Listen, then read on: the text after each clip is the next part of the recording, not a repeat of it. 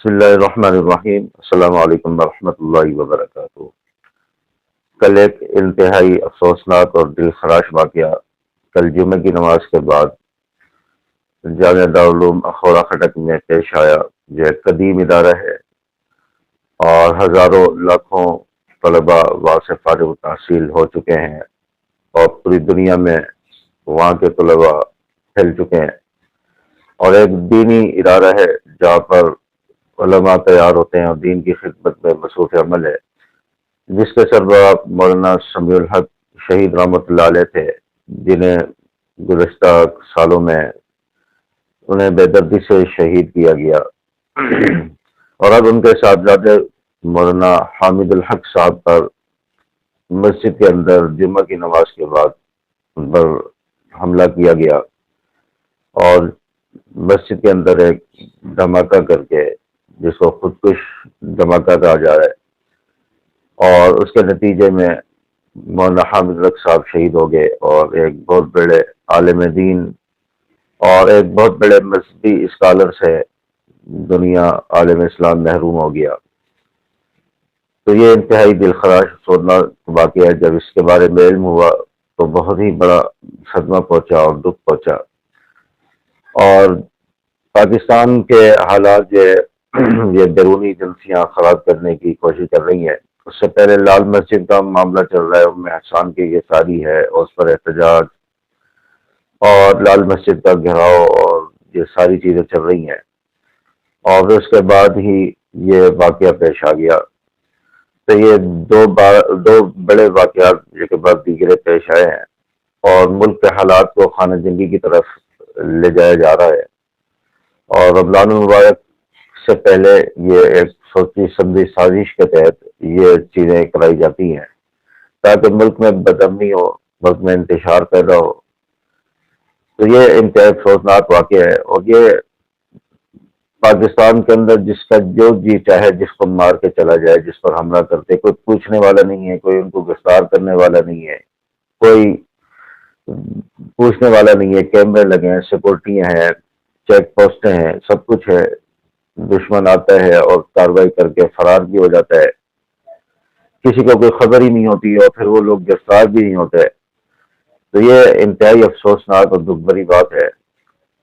تو مولانا حامد الحق صاحب کا شہادت کا جو واقعہ ہے انتہائی افسوسناک ہے، اور دوسری سب سے بڑی افسوسناک بات ہے کہ ایک مسجد کے اندر یہ واقعہ ہوا ہے، اور مسجد کے اندر یہ حملہ ہوا ہے جہاں لوگ نماز پڑھ رہے تھے، جمعہ کی نماز کا وقت تھا۔ تو ایک مسجد کے اندر ایک اتنے بڑے عالم کو شہید کر دینا اور حملہ کر دینا، یہ بہت ہی افسوسناک اور بہت ہی گھٹیا اور بہت ہی ناپاک جسارت ہے۔ جس نے بھی یہ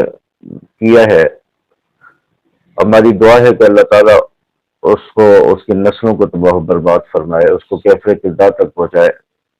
جو علماء حق کے خلاف اس طرح کی سازشیں کرتے ہیں اور اس طرح انہیں نشانہ بناتے ہیں، اور ہمارے ملک پاکستان کے امن استحکام کو اللہ تعالیٰ جو ہے مستحکم بنائے، پاکستان کی سلامتی اور بقا کی اللہ تعالیٰ حفاظت فرمائے۔ اور اسی طرح لال مسجد کا واقعہ ہے جو گزشتہ ایک ہفتے سے تقریباً میں سن رہا ہوں کہ یہ واقعہ چل رہا ہے، اور ام احسان کو بلا وجہ جھوٹے مقدمات میں گرفتار کر لیا گیا، اور یہ واقعہ 2007 میں بھی لال مسجد جامع افسر کے ساتھ ہو چکا ہے، جو اتنا بے دردی کے ساتھ ان پر ظلم وہاں کی بچیوں پر، طالبات پر، طلباء پر جو ظلم ہوا ہے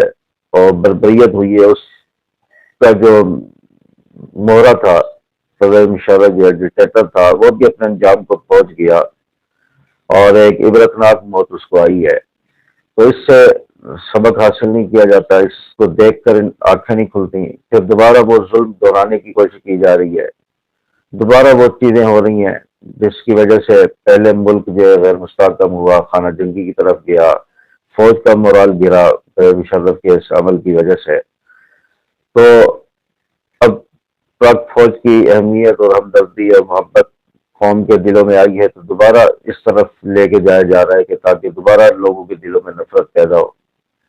تو اس چیز کو سوچنا چاہیے، اور یہ ظلم اور بربریت یہ چیز بند ہونی چاہیے، اور ہمارا ملک پاکستان اس کا متحمل نہیں ہے. غیر ملکی ایجنسیاں تو یہ چاہتی ہیں، را اسرائیل موساد یہ چیزیں، یہ ایجنسیاں جو ہے یہ چاہتی ہیں کہ پاکستان خانہ جنگی کی لپیٹ میں رہے. اس طرح زینبون ہے، فاطمیون ہے، ان کی تو یہ کوشش ہے کہ کسی طرح ملک کو خانہ جنگی کی طرف دوبارہ لے کے جایا جائے، کہ مذہبی آگ بھڑکا دی جائے. تو اس کا جو مہرہ ہے اور اس کا جو سپورٹر ہے وہ کون بن رہا ہے؟ تو ہماری وہ پولیس اور انتظامیہ بن رہی ہے. تو اس چیز کو ذرا سوچا جائے، اس طرف اپنا ذہن لے کے جایا جائے کہ ہم کس طرف ملک کو لے کے جا رہے ہیں، اور خانہ جنگی طرف یہ صورتحال جا سکتی ہے. ملک کے بقا اور امن اور سلامتی جو ہے وہ خطرے میں پڑ سکتی ہے. اس لیے ام احسان صاحبہ کو رہا کیا جائے، اور لال مسجد کے ساتھ جو معاملہ ہے، ہر دوسرے تیسرے مہینے میں کوئی نہ کوئی مسئلہ کھڑا ہو جاتا ہے، اس چیز کو بند کیا جائے اور ام احسان صاحبہ کو رہا کیا جائے. اور مولانا حامد الحق صاحب پر جو حملہ ہوا ہے ان کے قاتلوں کو پھر فوج گرفتار کیا جائے. اور تمام سنی قوم کا، تمام علماء طلباء کا یہ مطالبہ ہے، مذہبی حلقے کا یہ مطالبہ ہے کہ اس اتنے بڑے سانحے پر اس کے جو مہرے ہیں اور جو لوگ اس میں ملوث ہیں ان کو گرفتار کیا جائے اور کیسے اقتدار تک پہنچایا جائے، تاکہ اس طرح کی جسارت کسی کو نہ ہو. ایسی عبرتناک سزا ایسے لوگوں کو دی جائے تاکہ اس طرح کے واقعات سے جو روکا جائے اور اس طرح کے واقعات کی روک تھام ہو اور ملک کی سلامتی و امن جو ہے وہ محفوظ رہے. تو اس چیز پر سوچنا چاہیے. آج مولانا حامد الحق صاحب کا جنازہ بھی ہے 10-11 بجے، اور ان کے لواحقین کے ساتھ بھی دعائے تعزیت کرتے ہیں. اللہ تعالیٰ نے صبر جمیل نصیب فرمائے اور مولانا کے درجات کو اللہ تعالیٰ بلند فرمائے، اور ان کی دینی ملی خدمات کو اللہ تعالیٰ اپنی بارگاہ میں قبول و منظور فرمائے. ان کے سیئات کو اللہ تعالیٰ حسنات میں تبدیل فرمائے، اور اللہ تبارک و تعالیٰ ان کی شہادت کو، ان کے ساتھ جتنے ان کے رفقا اور نمازی شہید ہوئے ہیں، اللہ تعالیٰ ان کے درجات کو بلند فرمائے، ان کی شہادت کو قبول فرمائے. اور جو زخمی اللہ تعالیٰ نے جلد سے جلد صحت تندرستی عطا فرمائے. اور اللہ تعالیٰ تمام علماء، خانقاہ، دینی مدارس، مساجد کی اللہ تعالیٰ حفاظت فرمائے. السلام علیکم ورحمۃ اللہ.